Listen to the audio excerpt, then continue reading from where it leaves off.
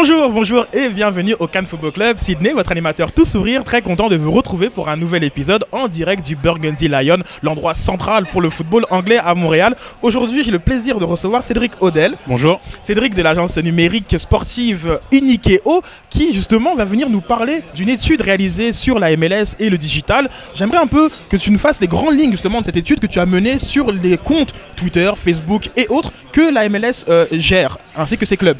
Bah en fait, cette étude, nous, Unikeo Sport Numérique, c'est un blog, mais c'est aussi une entreprise de marketing numérique dans le secteur du sport où on aide des athlètes, des clubs sportifs, etc. Tout à fait. Ce sont les meilleurs. C'est fini pour la plug, on continue. C'est beau. Donc en fait, ce qu'on a fait, on voulait savoir au début de saison, donc on a fait cette étude au mois d'avril avril 2014, donc c'était de savoir quelle implication et quel engagement avait le public par rapport à la MLS. Donc c'était d'aller analyser tous les comptes de réseaux sociaux de tous les différents clubs. Donc l'étude, on la trouve sur le blog. Ce qui était intéressant, c'est de voir où sont les fans. Par exemple, on sait que l'Ouest des États-Unis, il y a plus de fans dû aux Galaxy. Les Galaxy, par rapport à la population totale qui suit la MLS, des clubs de MLS, ça représente 1/6 des personnes. 1/6 pour les Galaxy. C'est l'effet Beckham.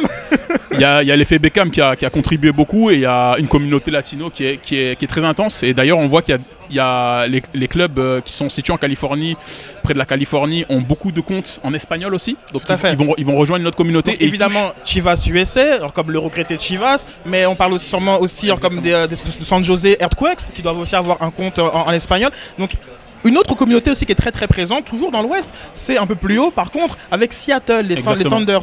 Est-ce que tu peux un peu nous développer ça? Eh ben, j'ai pas tous les chiffres en tête là, je me souviens pas de tous les chiffres, mais juste pour donner, on est dans une époque de stratégie de contenu où toutes les équipes produisent du contenu. On les trouve majoritairement dans l'ensemble sur elles sont sur toutes les plateformes, notamment YouTube, plateforme d'image. YouTube, tout à fait. 100% des équipes sont sur YouTube. Exactement.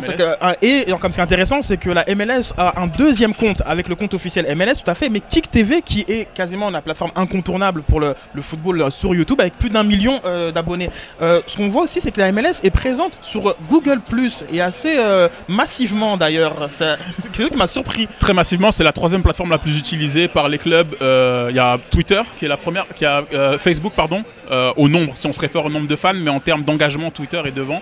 Donc c'est Facebook, Twitter et Google+ vient en 3e position. Il y a Foursquare qui fonctionne bien aux États-Unis.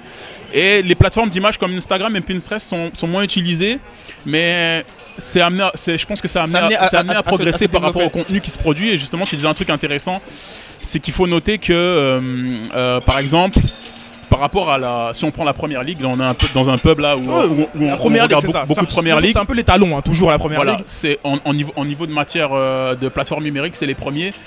C'est par exemple sur Twitter, il y a 20 fois plus de monde qui suivent la première ligue que la MLS. Mais par exemple, la MLS est devant la Ligue 1. En termes de quantité. Après, en termes d'engagement, c'est autre chose. Sur les plateformes comme Facebook, c'est un peu égalité. Mais c'est pour dire que la MLS est pas si mal située par rapport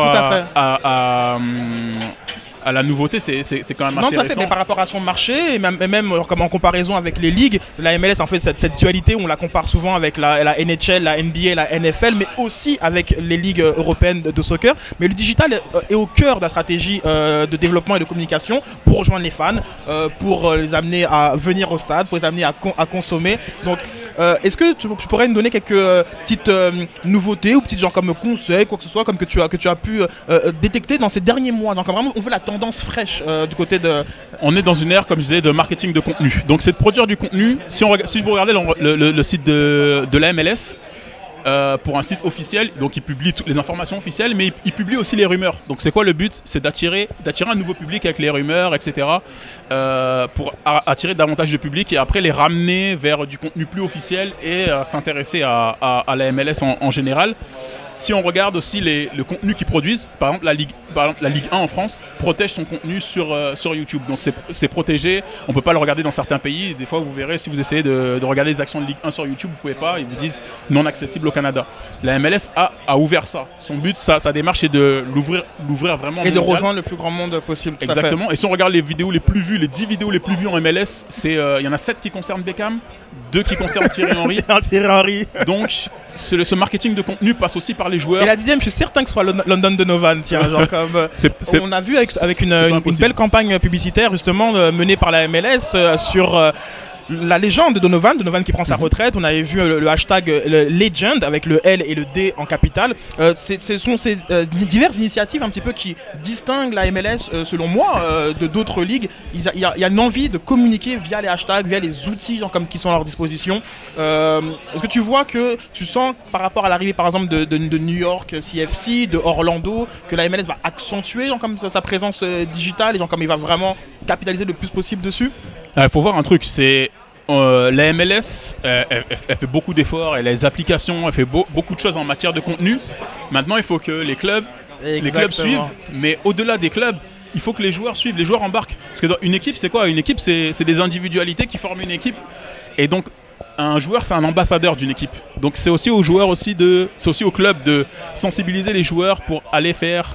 Quand un joueur se vend sur les plateformes sociales, il vend aussi son club. Tout à fait. Et donc ça, c'est un nouvel enjeu aussi, genre comme qui peut être activé, genre comme avec les joueurs. On sait, genre comme du côté de Montréal, que Vandril Lefebvre est très actif, Patrice Bernier est très actif, Hassoun Camara sont très actifs. Récemment, Felipe m'a suivi, donc salut Felipe.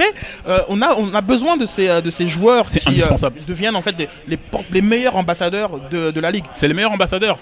Quelqu'un qui n'a pas accès facilement au soccer ou qui est peu intéressé par la culture du soccer, il va aller dans un stade, il va voir la star c'est Divayo, la star c'est Camara, machin. Il va commencer par le suivre et c'est ça qui va lui donner la petite piqûre et il va remonter la pyramide et c'est comme ça que l'univers se construit. Oui, la MLS fait beaucoup d'efforts, ils peuvent continuer à faire beaucoup d'efforts et il faut qu'ils continuent à en faire. Mais il faut qu'à chaque étage, le travail se fasse. Et donc, ça passe aussi par les joueurs. Eh ben, c'est bien, très bien. Il y aura des informations additionnelles qui seront mises en bas de l'article. Attends, on clique là, avec le bouton abonné, là, juste en bas, tu cliques, ok? Puis, c'est vrai qu'on se dit à la prochaine. Maintenant, alors, comme tu es bienvenue au Cannes Football Club. Merci beaucoup, merci pour l'invitation. Tous, merci beaucoup. Au revoir.